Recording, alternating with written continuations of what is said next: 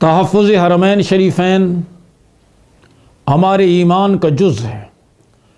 مکہ مکرمہ، مدینہ منورہ، حرمین شریفین ہر مسلمان یہ سمجھتا ہے کہ یہ میرا پہلا گھر ہے اور پاکستان میرا دوسرا گھر ہے۔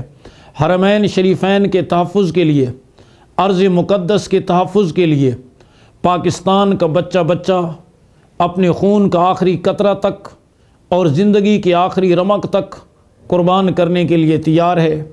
یمن کے مسئلے پر بھی ہم نے سعودی وزیر اوقاف اور ذمہ دار اور امام حرم کے سامنے ہم نے یہ بات کہی کہ حرمین شریفین کی محبت ہمارے دل کی گہرائیوں میں ہے۔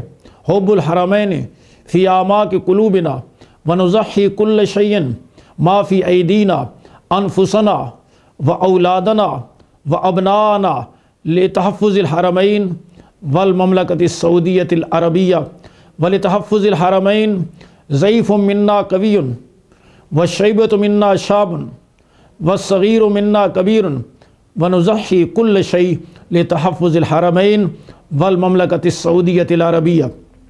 آج دنیا کا کفر اور یہودی سازش حرمین شریفین کو عدم استحکام سے دوچار کرنا چاہتے ہیں اور مختلف حربوں اور اپنے گماشتوں کے ذریعے اس مملکت سعودی عربیہ جو حرمین شریفین کی خدمت کر رہی ہے اس کو کمزور کرنا چاہتے ہیں۔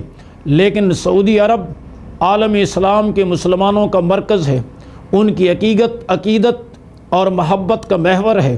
دنیا بھر کے مسلمان اور خصوصیت سے پاکستان کے عوام، پاکستان کے علماء حرمین شریفین کے تحفظ کے لیے اپنے خون کا آخری قطرہ اور زندگی کی آخری رمق تک کو قربان کر دیں گے، اور اس سلسلے میں کسی قسم کی قربانی سے کوئی دریغ نہیں کیا جائے گا۔ عالم اسلام کا بچہ بچہ حرمین شریفین کی حفاظت اپنی ایمان کا جز، اپنا دینی فریضہ اور اپنی دینی ذمہ داری سمجھتا ہے۔